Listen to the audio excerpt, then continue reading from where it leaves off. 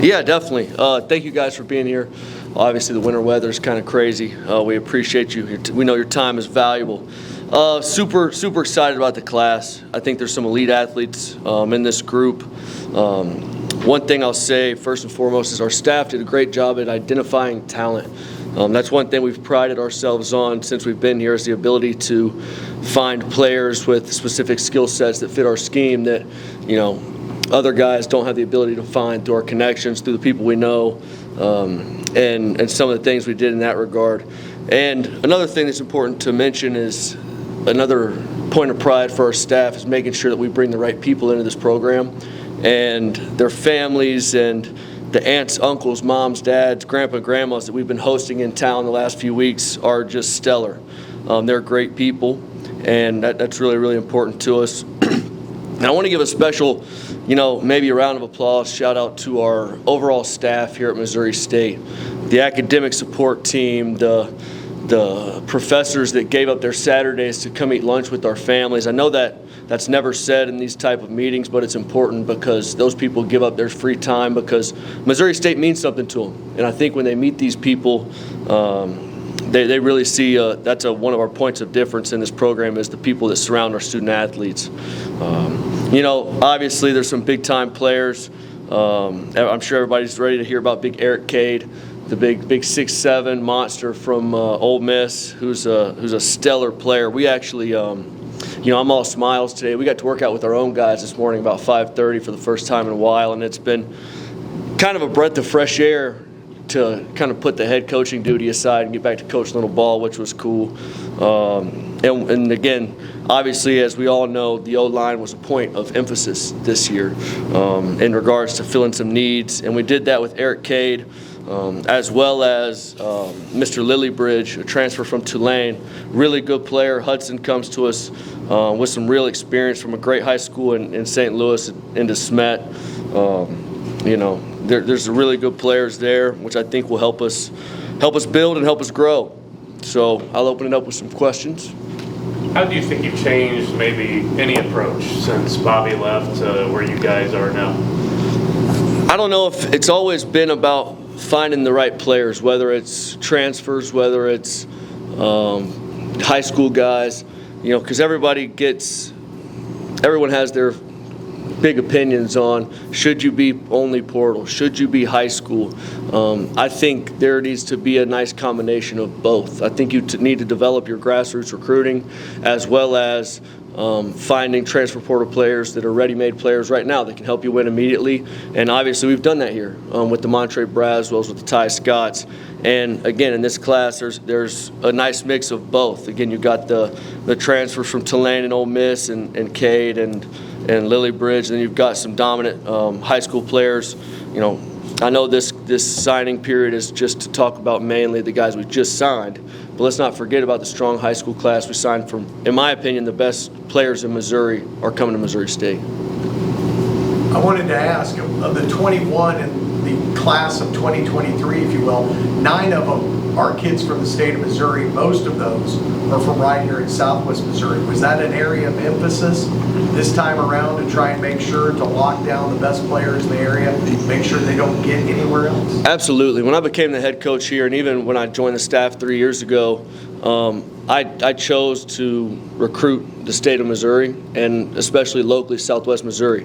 I think if you can put a fence around your best players and say this is the premier program that they want to come to, that they want to be a part of, that they want to see their families come and watch them thrive on the football field, and this is a program that has academic success as well. And as much as you can get the local guys in here and watch them thrive, it only builds fan camaraderie with the team. It helps support. It helps everything. And again, I think one thing that is important to make sure we realize is these are premier players. Put them anywhere in the country, and I think they're good players. We wouldn't take anybody just because they're the local hero type, and I want to make that crystal clear. They're players that can help this football team, and they can be dominant in the right scheme. The offensive line guys you had today, Eric and Hudson, you guys have gone the junior college route a lot. You you guys have gone with some FBS transfers that have come in and kind of plug and play. These guys are younger, didn't play too much, being redshirt freshmen these past seasons. Is that more of a development thing? Is it a different way of going about how you guys build your offensive line? Yeah, I think so. I think those guys have a tremendous upside. They've got great frame. They had great high school film. The foundation is there for those guys, and I do think it's important to be able to come into a scheme and not just be there for 6 months. I think obviously at some positions you can do that more readily than others, and I think there's some pieces, some young guys in our offensive line that are going to come a long way, and I think this spring is crucial for a lot of those guys. But, you know, again, I think it's identifying the best players available that are attainable, and I think we did that at those positions, and the guys did a heck of a job bringing them in.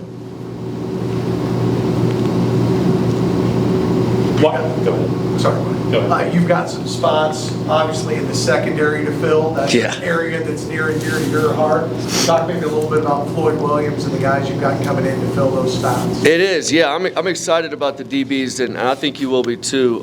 Floyd Williams is a guy, and you see the film we put out this morning on him. He's a real athlete. He can run with the football. He's dynamic in multiple phases of the game, and I think that's a big key for us is getting real football players that not necessarily, you know, guys always talk about scheme. You need a real football player that has the intangibles that make him great. He's a competitor. His football IQ is through the roof, and he can really move. And that's one thing that, you know, we've mentioned a bunch is get as much speed on the field as possible. Make sure the guys can really run and stay on top of vertical passing game. And he's one that can do it as good as anybody. And obviously our Central Florida pipeline stays as strong as ever. Jamari Sands, he's a dual sport athlete at Jones High School, great player, can really run, as well as Jaden Gillens. I mean, these kids are both should be sub 4.4 on electric time, which is pretty impressive. A guy that's been on campus working out, Kalino Levine, he's a really good-looking kid. I expect him, and when we recruited Kalino, it was really in the build of Montre Braswell in regards to being able to play inside, outside. And that's an easy sell in our defense because our nickel position is extremely active. And what that does for these young men when they come into a position to play that schematically, it adds value to them in the National Football League in their eyes in regards to position flexibility. Can you play inside, outside, and can you be effective in doing that? Saw Jaden Gillens listed as a receiver when you guys tweeted out. I know he played a lot of DB in high school. What's going behind? Is there a chance he could be DB? Just what's kind of the fluid with his? So it's super fluid, and again, he's like Sands in regards to when he gets here and when he watches his body develop. What does he do best? And what I like about him, and I'm sure, so he set the punt return record at Jones High School for touchdowns. That was a big deal for us. You know, we all kind of joke about some of our issues we've had in regards to the punt return game, but it's important. You know, we can laugh and smile about it, but it's one of those things that can cost you football games. And I think that's one of the reasons that he's so valuable on our roster. And personally, again, you got to put head coach DC thing aside. Wherever he fits best for our football team is where he'll play. Obviously, I loved recruiting him as a DB. Our wideout receivers coach and Coach Nick Petrino, they're fighting for him on offense. So I think that does nothing but help the football team. So it'll be fun to see. Looking at the wide receivers, you got some turnover there with Ty Scott's, of course, the big one, but you had in Craig Burke last time, Angela Butts as well from FBS transfers. Just what are these guys? What do these guys do different? And are these guys that you kind of expect to see pretty quickly on the field? Yeah, definitely. Craig Bird will come in and should be an immediate impact player. We got to keep him healthy, keep him fast, keep him strong. He's from my alma mater, Western Kentucky. Obviously, we're super familiar with their staff. We're extremely close with them, and we know what kind of young man he is. And I'm sure if you guys that have been following us remember Xavier Lane that we brought from Western Kentucky. Super similar body build. They do some of the same things. He's probably a little, and I love X, so forgive me for this, X, but he's probably a little more fleet of foot. He's probably a little quicker than X, which I think will give him, maybe some more vertical passing game threat. but he's good. And then you got Angelo Butts coming to us from Miami of Ohio. I actually am really close with their defensive coordinator, so we've got some inside intel there too. He's just another guy that has all the tools, just couldn't break through the one or two deep there. And we're happy to have him with us because he's a guy that you create mismatches with. And again, looking at it from the defensive perspective, sometimes it helps you evaluate and bring in offensive guys that you believe could give you an issue, because you get into some personnel things that can give defenses problems in regards to, is he lined in the backfield? Is he lined in the slot? Do you put him one-on-one with a mismatch, go empty? There's a lot of things I think we'll be able to do with Angelo that can help. Kind of a Kevon Latoulis thought of put him all over the field and make people cover him and make people strategize for exactly what you could do there. And I'm also, just staying on the wideouts, I've got to make sure we talk about state champion Ryan Boyd is going to be a good player from high school. I got to see him play it in the state championship, which was a ton of fun. That was an interesting game because we actually had future teammates going against each other. So me and Coach Elliott, we just kind of stood in the end zone, like, just hoping our guys did well and played hard, and we just get out of there and get the maroon on. Get your Bears gear on and let's go be teammates and let's go win a championship together.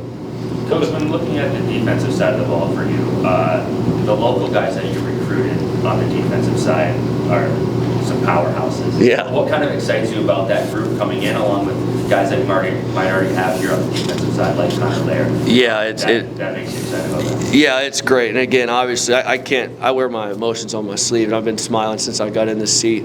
I don't know if we could have got a better mix of talent. I really don't, in regards to pass rush ability, because again, you got Caden Weist, who we beat out some G5s for, and if I look stressed, it's because the last few days you've got to beat those cats off, because that's how it goes. The G5s come in and find guys have been recruiting well, and try to make sure that they put their hat in the game. But it's been fun the last few days for sure. And Cooper Roy comes from Air Force Academy. He's a sack leader in Missouri high school history, I'm pretty sure. He's got some real juice off the edge. Link, love him, love his power, love his ability to stop the run and rush the passer, as well as the thing with Heston Miller, and I've talked to him and his family a lot, is he's a unique case as well. He runs a 10.5 100-meter. He's ran the ball. He's played defense. He's played wide receiver. He's another kind of just overall really good football player that can play anywhere. And I told the defensive guys, make sure you evaluate him. He could be a premier safety. And again, I'm speaking from the defensive side of the football. It's just good. And even I'm going to throw Mike Thiessen in there and those guys, Dallas Winter Johnson. I know they're not super local, but St. Louis is local enough to throw them in with that group in regards to keeping the best in Missouri at Missouri State. That's valuable. That's of utmost important. And these guys can flat play. Make no mistake about it. These aren't handed out scholarships. These are guys that can flat do it, and I can't wait to see them play on Saturday. You talked about G5s a little bit, and you've been around football long enough that things might have changed a little bit, and you being a big recruiter yourself, what kind of challenge does that bring with sometimes nowadays things are always so fluid and literally until they write their name on a line? Yeah, it's exciting. I enjoy it. I enjoy a little friendly banter back and forth between some other staffs and guys that we know follow our recruiting pretty closely, if that makes sense what I'm saying, and know exactly who we're recruiting, and just magically they have an offer from them as well. But again, that's part of the deal. I enjoy it for the players as well, because it's fun to be wanted. I went through the recruiting process. I'm sure some of you guys went through the recruiting process. It's Wyatt. It's one of those things that you've got to understand that we have a specific way of doing it. We don't, some guys get into the negative recruiting, talking about other universities. We know what we believe in here at Missouri State. We know the type of success on and off the field that we can put you in a position for the next 40 years of your life, and we believe it. So I think guys see that genuineness, and they buy into it, and they want to be a part of the family, and it's led into some major recruiting success. Quarterback, you had Cole Forbacher, but him being a true freshman. Just wondering where you guys stand as far as quarterback going into 2023. Yeah, I like Cole a lot. He's got a big arm. One thing he's going to have to learn to do is be a college quarterback and take a snap under center. I laugh with he and his coaches, all the mocks, over at Glendale. He's got to actually be able to do multiple formations instead of empty back set, ready, clap, take a snap. So I think he's probably not one of the more ready-made guys. Arm talent-wise, I think he could do it. I'm excited about the spring. I think there will be a good competition between Jordan and, Mr. Clark. Both totally capable. They're different players, and again, you'll see it when we go into practice in regards to some of the things they do best. And I've challenged the offensive staff. These are guys that you have to make sure, we all have our beliefs, but you have to make sure that you evolve. And when different quarterbacks in the game, you adjust your package to fit their skill set. And that's what I'm excited about seeing and going against our offense this spring and seeing what they do with both of those guys and let the best player prevail. And again, I haven't backed away from the thought of if we needed to bring in another guy to add to the competition, that's fine too. It's just got to be the right one. How much open space? How many open spaces you got for the summer? We saved a few. Obviously, there's some positions of need that, the nice thing about it is, obviously, this signing period you can go all the way to April 1st. But if you're a graduate transfer, you can transfer any time. And we're also going to be dealing with a brand new portal window right after spring ball, and some of those things, again, that's new. So we wanted to make sure we had a few in our pocket to make sure we got best available. And the way things are going right now, when you guys talked about the fluidity of the recruiting and it's constant, you never know when there's a guy that calls you and say, hey, Coach Beard, knew you from 3 years ago, and you go, please let us have a scholarship spot for him. All of a sudden he's on campus in a week and you're getting ready to go and he's in a new logo. And that's just as quick as it shakes, but we certainly kept a few that we're gonna try to use strategically throughout the next few months. Hey, Coach. Obviously, in season is what you guys work for and have the most fun doing, right? This is a real grind. You guys are traveling. You guys are trying to find all these different players to fit your schemes. Why is it, though, that you and your staff embrace this process just as much as you do actually coaching in games? Yeah, it's about the players. Football at its core is about really good players that we put in position to make plays that are stars on Saturday. If you can't embrace getting to know the young men on your football team and the families that are going to be around your program for the years to come, personally, I think you're in the wrong business. I think that's what makes college unique, is that we have that opportunity to impact lives and truly get to know the core and the culture of our football team. I think, again, that's the beauty of what we do, and it's just a little different than the NFL in regards to, all the money going on there. It gets a little different, but here, you need to be able to recruit and recruit at a high level, and we've done that efficiently. And one thing we've done as a staff is make sure that we're all on the same page. We all speak the same language. We get the same hot words. If you get a recruiting pitch from our linebackers coach, it should be the same as our running backs coach. From top to bottom, it should be the same message, loud and clear, and they know what we stand for here at Missouri State. What about moving toward the spring? I mean, what are you moving forward and actually getting on the field? Yeah, I couldn't be happier with that. Obviously, as a head coach, you're on the phone a lot, and you're doing a lot of managerial things. I cannot wait to get back on the grass and get the hands on the players and get to some coaching. I love spring ball. The reason I love spring ball is because there's so much opportunity. Everybody in the off season has been, getting strength training going, getting their physical physique ready, just making sure they're ready to perform in the spring to earn a spot for the fall. And you really see some guys that, whether they were young or whether they were coming off an injury, that really shine in spring. And just like this morning, I mean, we did it at 5:30 and it's 5:05, and there's guys standing out there with their gym shoes, just ready to go, dying to get inside. We had the music cranking. It was intense, and I couldn't be happier for that moment to come. get sick of those phone calls and everything? I mean, you say you're happy to get on the field, but I mean, No, listen, honestly, I have to be super honest right now. I could not ask for a better job. I have the best job in the world. I get to be around guys like yourselves, families that you enjoy getting to know. I wake up every day thanking God that I can do what I do because, you know, a lot of people take it for granted. And this is something I truly enjoy doing. And, you know, I had lunch with my son, Bo, and he was asking about the guys and, you know, wanting to go see the football players. And there's just not many professions that you can genuinely wake up and have fun on the way to work and have fun at work. And, you know, again, it's not all sunshines and rainbows, but even the hard times, you know, nowhere else I'd rather be. If you want to call me, Wyatt, we can talk on the phone as much as you want. Coach, today is a signing day. You said the signing period goes till April and stuff, but you've been a big recruiter for a while. When do you stop recruiting, if you ever do? I wish you could say you don't. You know, it's one of those things that the bulk of the work is done. I mean, let's not kid ourselves about from now till, you know, spring ball and all that stuff. But, you know, again, I was on the phone this morning and, you know, we were getting calls from 2024 guys wanting to be Bears, and that's exciting too. So, you know, this is an awesome class, but you still have to have some forward vision in regards to what's next. And no, recruiting really never stops, never sleeps. That's the truth. But again, it's relationship based. It's one of those things that, you know, most guys that you know really well, they know your schedule. I'm a morning person. Most of the time at night, I'm with the family. I'm tired.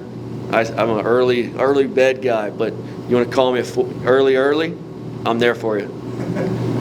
Hey, Coach, real quick. You know, I got the pleasure of covering Billy Napier his first season in Florida, and he stressed, a lot like you do, about putting in the effort to make the person better and letting everything else follow. Why is that a mantra that you subscribe to?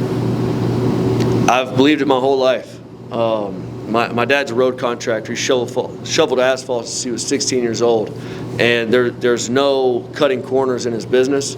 My mom was extremely successful in business as well. And when you can be trusted with the little things. Prime example, this morning we had some issues, just as simple as you say toes behind the line, ready, go. Toes are on the line. It's not right. Go back and try again. It's the same thing. If you can trust a team full of guys to do that correctly, why not on third, if we need to convert a third down, the quarterback's going to make the right 3-2-1 read and get the ball completed where it needs to go. On defense, we're going to make the right blitz check, blitz exactly where we want to go, hit your gaps, have gap integrity, have a free runner, hits the quarterback. Little things become big things, and that will be me until the day I take my last breath. Because again, if you can be disciplined and you can do things the right way consistently, you've got a great chance to be a championship football team.